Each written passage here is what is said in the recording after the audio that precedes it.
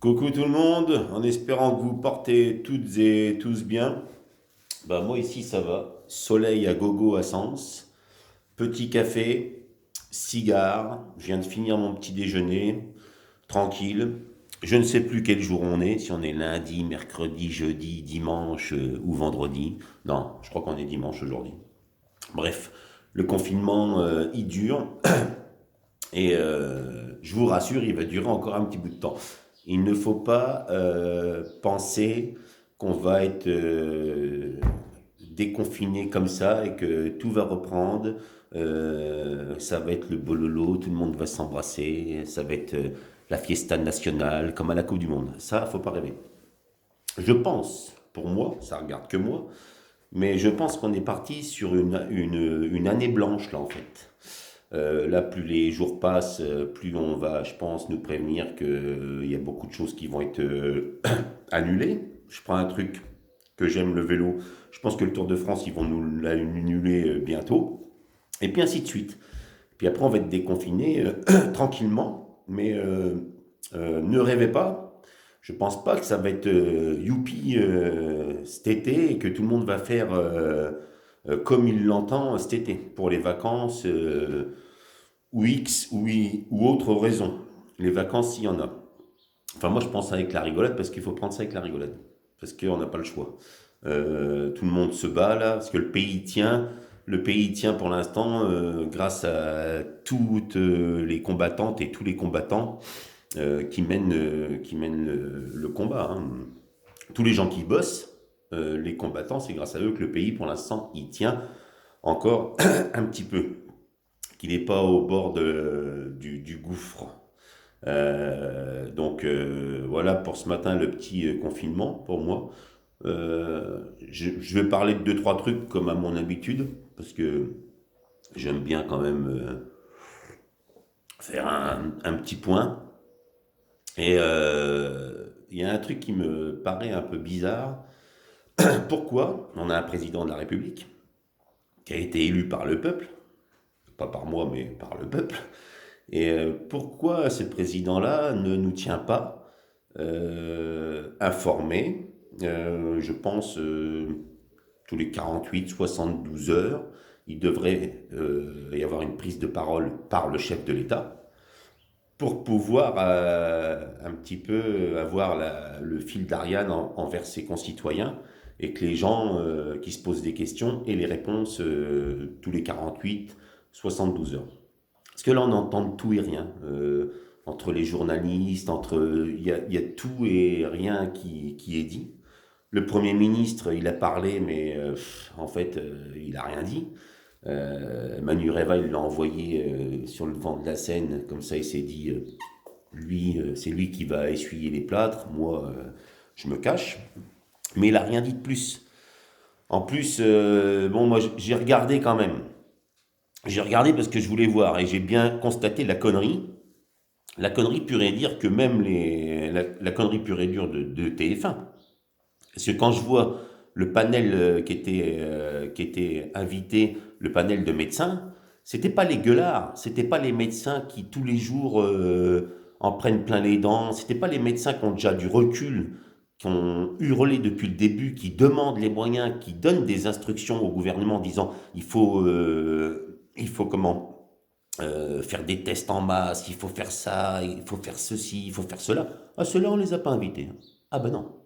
On les a pas invités parce qu'ils arrêtaient devant le ministre, ils arrêtaient au carton. Eux, ils auraient dit voilà pourquoi ça, pourquoi vous faites pas ça, qu'est-ce qui se passe. Non, là c'était des médecins, on va dire relativement politiquement corrects. Voilà, choisis sur le volet en disant allez, comme ça, on fait pas de vagues comme d'habitude. Bref, mais ça, c'est pas bien. Donc je pense que le pseudo-président, là, Manureva, Perlimpinpin de la Lune, je pense qu'il pourrait prendre la parole au moins tous les 72 heures afin de donner le fil conducteur à son peuple. Pourquoi? Parce que là, ça se permet de parler de post-confinement, de tout ça. Mais on n'en est pas là. On n'en est pas là. Parce que là, j'entends sur les ondes ce matin qu'il y a des gens qui sont passés à travers les mailles du filet, ils sont partis en vacances, rejoindre leur maison de campagne. Alors, c'est sûr, c'est pas la majorité, mais il y en a quand même qui sont partis. Là, j'entendais ce matin sur RMC un petit maire d'une petite commune là, dans le sud. Il a vu des vacanciers arriver. Il a vu des gens arriver. Alors, tous les super connards là, qui pensent que c'est la fête, qu'on met la caravelle sur la boule, hein, et puis qu'on se casse en vacances, qu'on sort les tongs, et puis que ça y est, c'est la fête. Mais non, vous restez chez vous, vous faites comme tout le monde. Moi, je reste chez moi. Je bouge pas. Voilà. Depuis le début du confinement, bah, je ferme ma gueule. Même si ça me fait chier parfois, même si parfois c'est bien saoulant, parce que faut l'admettre, hein, on est un peu comme des lions dans une cage, d'accord? Mais putain, moi je respecte. Et puis il faut que tout le monde respecte ce putain de confinement. Parce qu'autrement, jamais on va s'en sortir. Faut penser aux guerrières et aux guerriers dehors. Eux, ils sont obligés d'aller au contact. On leur dit pas reste confiné chez toi. On leur dit viens bosser parce qu'on a besoin de toi. Donc voilà. Après, moi, il y a un truc qui me saoule, c'est on est tout le temps là. Pardonnez-moi, je rallume tout le temps mon cigare. Dédicace à ma collègue Huguette qui va dire tu nous fais chier que tes cigares flingués, ça pue, c'est dégueulasse. Bon week-end Huguette, reste confiné chez toi et tu remonteras dans ton ambulance demain matin. Bref, qu'est-ce que j'allais dire? Je sais plus ce que j'allais dire. Ouais, il y a un truc qui m'interpelle moi, qui me, je sais pas comment dire ça. Il y a un truc qui m'interpelle parce que en fait là on voit là, cette pandémie, elle touche tout le monde. C'est mondial, hein. Elle choisit pas. Le virus, il choisit pas, hein. Le virus, il dit pas, oh bah tiens, je vais aller là parce que ça a l'air d'être sympa. Je vais attaquer ces gens-là parce que il fait beau, ils ont des belles plages, le climat est sympa. Non, en fait, il est partout.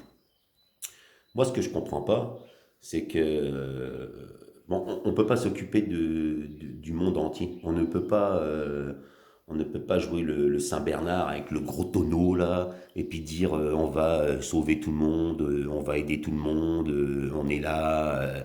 On ne peut pas parce qu'on ne le fait pas nous-mêmes pour notre propre pays. Donc, avant de prendre des directives pour d'autres pays, déjà qu'on prenne les directives pour nos concitoyens. J'entendais là ce matin à Bourdin que la communauté européenne on fait levier et ont envoyé une aide médicale à l'Iran.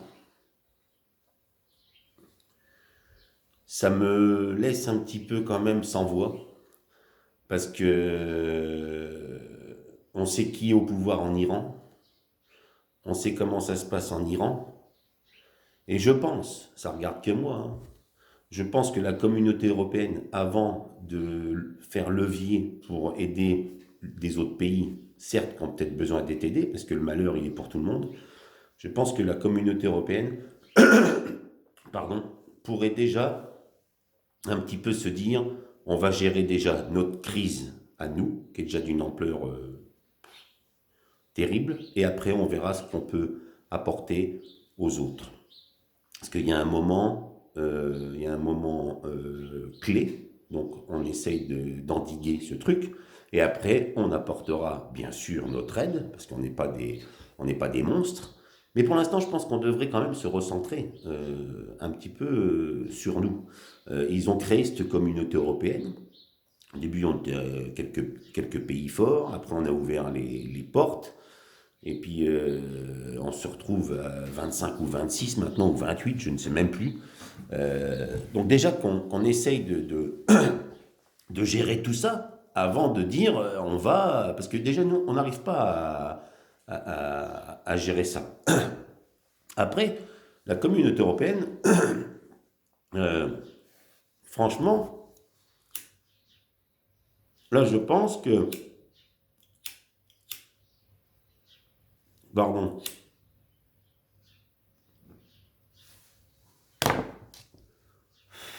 Putain de cigare. Là, je pense que la communauté européenne, il va être temps de se poser des questions quand même essentielles. Parce que là, franchement, quand on voit cette crise sanitaire qui bouffe tout le monde, pardon, et ben il n'y a qu'un pays qui, pour l'instant, on va dire, gère ça d'une main, on va dire, pas de fer, mais qui a pris des décisions à temps, qui a géré et qui gère son pays quand même d'une façon différente. Bon, on a beau dire, c'est les Allemands. Les Allemands, ils ont tout géré d'une façon différente. Et alors le Premier ministre dit ouais, alors une question qui était posée au Premier ministre, pourquoi il y a moins de décès en Allemagne liés au Covid-19? Et le gars, il dit parce que la vague, la pandémie n'est pas encore arrivée sur le territoire allemand. Faux, faux. Ça c'est juste pour dire, nous, on n'était pas prêts, on a sous-estimé l'affaire. Quand on nous a signalé les cas là-haut à Wuhan, on a dit non, non, c'est la grippette, tout ira bien. Donc nous, on n'a rien fait. Mais euh, qu'ils aient quand même, ils peuvent pas le dire ouvertement, ils peuvent pas nous le dire ouvertement qu'ils ont fauté. Ça sera l'après. Pour l'instant, c'est le combat. Mais en Allemagne, les décisions ont été prises bien avant. Bien avant. Quand il y a eu les premiers signaux d'alerte, les Allemands, ils ont tout bouclé. Et les Allemands, il y a une autodiscipline qui est faite. Et il faut savoir qu'en Allemagne, ce matin, il le disait à la radio, il y a plus de cas positifs en Allemagne Covid-19 qu'en France. En Allemagne, ils sont 95 000 cas détectés Covid-19 positifs. En France, nous, on en est à 89. Donc, ils sont beaucoup plus en Allemagne de détecter déjà. Par contre, il y a un truc qui est quand même sidérant et d'une tristesse infâme, c'est que nous, notre système hospitalier, notre système de santé, là, à l'heure actuelle, il tient debout grâce aux soignants. Parce qu'ils font de briques et de broc, ils font de système D en système D, parce qu'ils travaillent avec un outil de soins qui est désastreux et appauvri. On reçoit des respirateurs, l'Allemagne nous prête des respirateurs. Euh, on envoie des patients en Allemagne, au Luxembourg, parce que notre système de santé, il est totalement appauvri par nos instances politiques depuis des années. Donc, après cette pandémie, j'espère que nos grands chefs politiques feront quand même un bilan, parce que là, le bilan, il est catastrophique. En France, aujourd'hui, on a 7500 décès dus au coronavirus. En Allemagne, ils sont à 1400. Mais pourquoi? Il faut quand même se poser la question. Pourquoi? En Allemagne, ils ont quand même le Covid-19 qui est présent. Ils l'ont, comme en France. Il n'y a pas le Covid, ils ne s'arrêtent pas à dire hop, stop, je ne vais pas en Allemagne. Non, ils l'ont, ils sont touchés au même titre que nous, ils sont touchés. Sauf que ils ont pris des décisions bien avant. Et le système de santé n'est pas le même. Les Allemands, l'industrie allemande, ils ont quand même fait en sorte de garder le Made in Allemagne un petit peu quand même. Nous, en France, depuis des années, on, on bafoue le Made in France, on le roule pire que dans la farine, on appauvrit tout ça, on délocalise, on achète qu'en Chine, et, euh, et maintenant, on se réveille. Maintenant, j'entends sur les ondes, là, toutes les chaînes toutes les chaînes alimentaires font des pubs. Achetez français, achetez le poisson français, achetez les légumes français, Achetez le beurre français, achetez le lait français. Ils nous poussent la chansonnette, putain de merde. Mais ça fait des années qu'il faut prôner le français, qu'il faut certes faire partie d'une communauté européenne, on est d'accord, mais merde, faut pas quand même perdre les savoirs. On perd tout en France. On perd tout, on vend tout. On vend tout. On peut citer des centaines de cas. Tout est vendu. Tout est acheté par des pays qui ont des planches à billets et qui nous appauvrissent constamment, journalièrement. Ils appauvrissent le pays.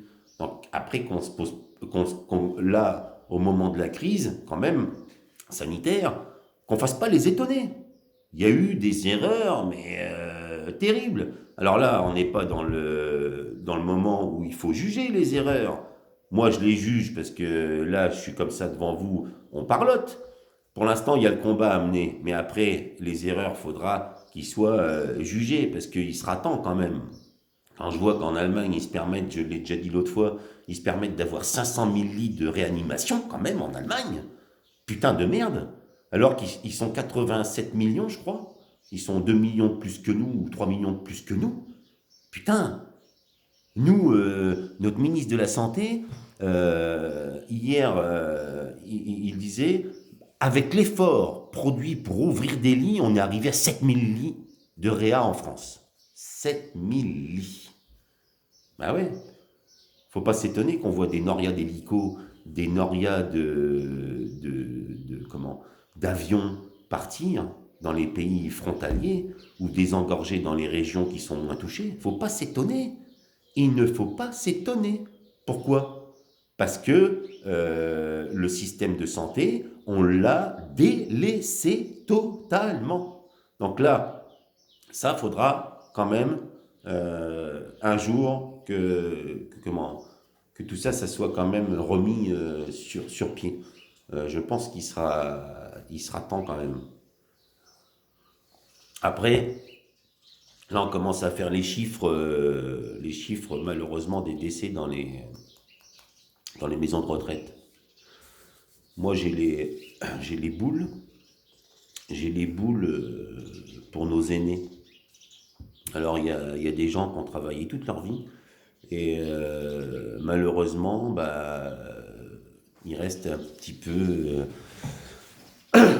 Donc, pas toutes les maisons de retraite, hein, je dis pas ça. Mais il y a beaucoup de mouroirs, quoi, hein. On leur prend 2000, 3000 euros par mois.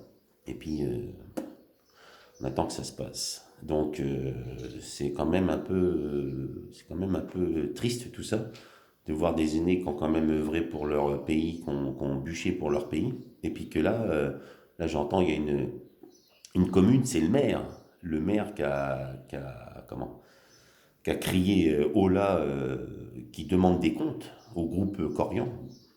Pour votre gouverne, le groupe Corian, c'est un groupe euh, européen énorme qui gère des milliers de maisons de retraite, qui a un chiffre d'affaires monstre, qui est une capitalisation énorme, qui est terrible. Ça rentre, hein, le fric rentre. Et donc ce petit maire de village, là, il porte plainte parce qu'il ne comprend pas.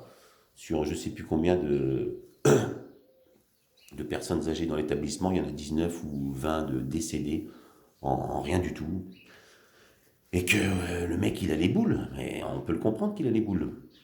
Les maisons de retraite, je pense qu'avec ce qu'ils prennent par mois nos aînés, je pense que dans chaque maison de retraite, il devrait déjà y avoir un médecin dans chaque maison de retraite. Il devrait quand même y avoir un toubib dans chaque établissement.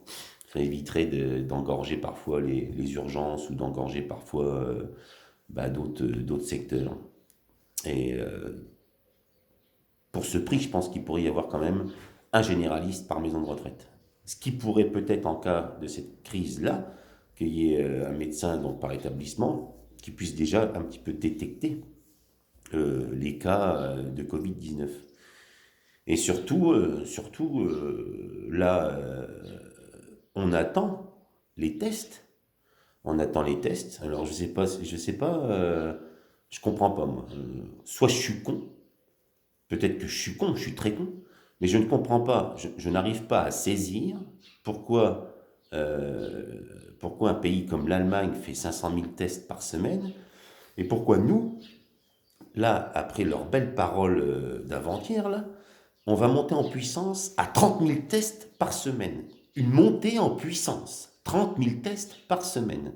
Je, il faudrait que quelqu'un m'explique pourquoi un pays comme l'Allemagne arrive à tester 500 000 de ses compatriotes par semaine et que nous, on est incapable de faire des tests. Pourquoi? Pourquoi? Soit je suis con, soit faut m'expliquer. On prend un pays comme la Corée, qui est pas un exemple de type de démocratie, hein, loin de là. Hein. Ils font 200 000 tests par semaine. 200 000. Et nous, on tape 30 000 à la pointe, quoi. Donc voilà. Donc voilà, ce matin, voilà, j'espère que vous portez bien toutes et tous dans vos foyers. Prenez grand soin de vous, hein, ça c'est l'essentiel. Respectons toutes et tous le confinement pour les gens qui sont confinés. Et puis voilà, et puis ça rentrera dans l'ordre tranquillement. Mais faut pas se le cacher, il va falloir être très très très très très patient. Ça va prendre des mois. Hein. Quand je vous parlais d'une année blanche, pour moi, ça va être une année blanche. Ça va prendre beaucoup, beaucoup, beaucoup de temps. Donc, force et courage à toutes et tous. Et puis, je vous souhaite que du bonheur. Et puis voilà. J'avais un coup de gueule à passer. Parce que ce matin, à la radio, je tombe sur le cul. Donc, je vais passer mon coup de gueule. Ce matin, à la radio, je tombe sur le cul. J'apprends que...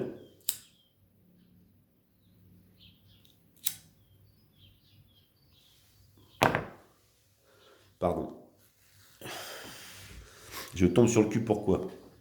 Parce que j'apprends que Christophe Anglade, là, le journaliste là, qui faisait les émissions Faites rentrer l'accusé, etc., là, j'apprends que il habite Bayonne, cet homme-là. Et bon, il est en région parisienne la plupart de l'année, sûrement pour son travail. Et il a fait le confinement à Bayonne. Et j'apprends ce matin qu'il n'en peut plus. Il habite Bayonne. Enfin, il est confiné à Bayonne dans sa résidence secondaire. Et j'apprends qu'il n'en peut plus des tirs d'entraînement du premier PIMA qui est stationné à Bayonne. Et il annonce ça. Alors, j'ai envie de lui dire à ce monsieur-là, honte à toi. Honte à toi pendant une période de confinement, de lever ce lièvre-là, de dire je n'en peux plus, j'entends des tirs, ils s'entraînent la journée, ils s'entraînent parfois la nuit, j'entends des tirs, des tirs. Ben oui, les gars s'entraînent, tout ne s'est pas arrêté de tourner.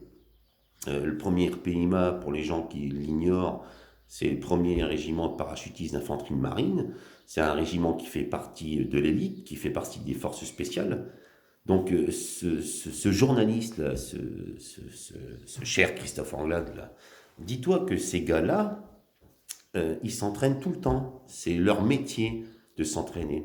Parce que ces gars-là, toi, tu n'es pas reporter de guerre. Tu ne sais pas ce que c'est d'aller sur le terrain comme un journaliste, comme je pense, je l'ai côtoyé, moi, cette journaliste-là, Patricia Lémonière. Tu ne sais pas ce que c'est que d'aller sur le terrain. Tu n'es pas un journaliste de terrain, de conflit, tu ne sais pas. Donc ne critique pas ces militaires-là qui font un peu de bruit pour s'entraîner, parce que ces gars-là, des fois, on leur donne un top. On leur dit on a des concitoyens qui sont bloqués dans tel pays où c'est la merde ou les machins, allez faire une extraction, ou vos potes sont dans la merde, allez faire une extraction. Bah ces gars-là, ils y vont. Ils y vont. Donc laisse-les s'entraîner. Laisse-les s'entraîner. Alors oui, ça fait pimpance, ça pète un petit peu, parce que t'es confiné à Bayonne. Mais laisse-les s'entraîner. Si ça fait du bruit, ben c'est pas grave. Ils s'entraînent, les gars. Eux, ils travaillent. Toi, tu es confiné, tu ne travailles plus. Mais eux, ils sont obligés de travailler. Ils continuent leur mission. D'accord? Donc, laisse-les tranquilles. C'est pas la peine de te faire un coup de pub, là, d'appeler un de tes confrères et de faire un coup de pub ce matin en disant, ouais, ils font du bruit, il faut faire, faut faire quelque chose, faut qu'ils aillent s'entraîner à 20 km plus loin, il y en a marre. Non, non. Je pense que tous les bayonnaises, je ne sais pas si c'est bayonnaise que ça se dit ou bayonnais, enfin bayonnaise, je pense que tous ces gens-là aiment leur régiment et respectent ce régiment-là. Donc toi, Christophe Anglade, qui a une maison de villégiature à Bayonne, hein, respecte ces gens-là, parce que un jour, peut-être qu'ils seront là pour toi.